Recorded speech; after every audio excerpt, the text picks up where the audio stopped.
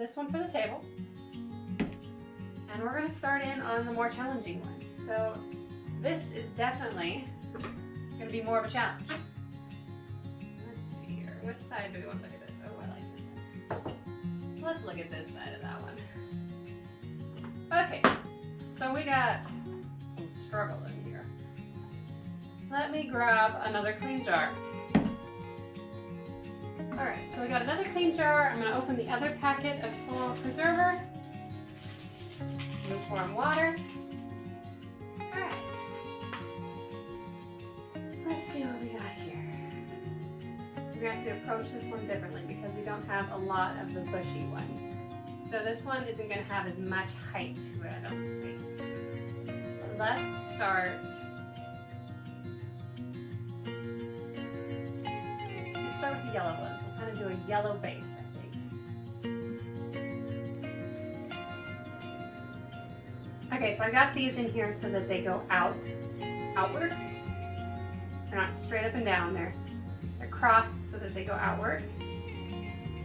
All right. Now I think I want the pink carnations as kind of the crown, which probably would go with the roses as a crown in a usual situation. But we're going to take the roses and put them along the edges, I think. So let's start with this red rose. So the outside ones I'm going to take and I'm going to flip them out. We got lots of petals here, so if you screw up, don't worry about it. I'm just going to take these and flip them outward here. We're going to make this rose big.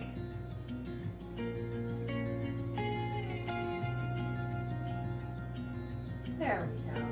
We got a big rose now. We'll just tuck him in like that. Happy rose. Okay, so let's do that again. Let's do it with this pink rose here. So no leaves. If you got anything that's really crispy on the outside, pull it off before you start this. I'm just gonna hold this rose out. We want a full bouquet. If you had lots of roses, you could do this to some of the leaves, some of the roses, and then do some of the other ones in the original tight form. The variety. Really pretty. Unfortunately, most of these roses have been frosted, so they probably aren't going to open all the way anyway. Before they die. They got a really short lifespan. They've been frosted.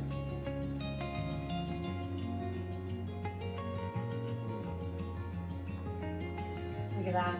Isn't that so much prettier? And it's still got a lot of tight little petals there, so if it does get to blooming, it still will bloom. So let's cut it off. And we'll tuck it in across the way here. That little red one get disturbed. Over here, let's do it with it. Oh man, is it dirty. Okay. So I'm going to pull the leaves back and do the whole process one more time. So there's what it looks like before, and we'll get to go into after here.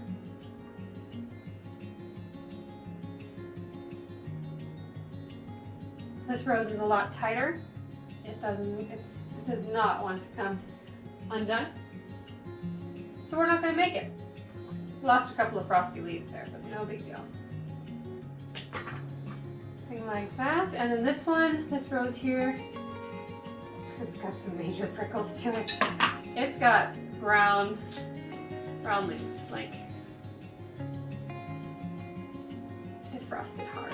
It's even moldy here on the bottom. So I'll pull off the outside here and see if there's even any rose left to be saved.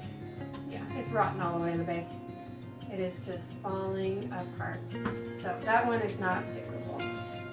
We're not going to mess anymore with that one because it'll just get worse and it'll mold all the way down instead of sending bad things back into the water. So we're just not going to mess with that. All right, so we have carnations left, and that is all. So let's see. I'm gonna do a couple out the top. I know that already, so let's do that first. I cut this one extra long to get an idea how long it needs to be here. A little too long. One more, let's see. Where do we need it the most?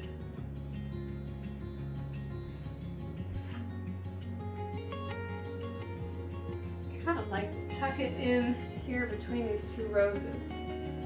So, and it hasn't opened very far yet. Let's see if we can't spread it just a little. It's got quite a few brown leaves around the edge here.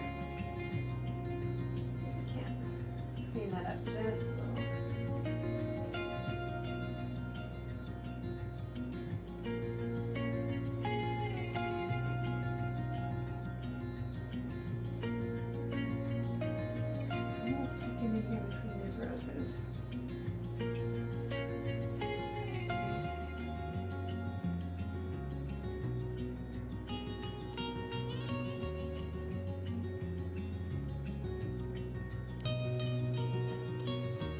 Not the angle I wanted him at, but he's kind of stuck. Okay.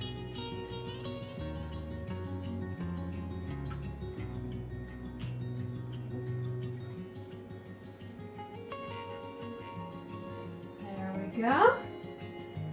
All right, so then the last ones we have are these little pieces we pulled off. And I'm going to put them in here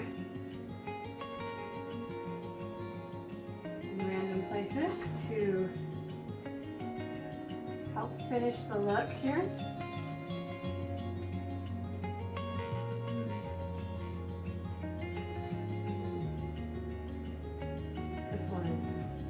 This one's falling apart. Oops, there's a base of it. I should do this so you can see. So without and with.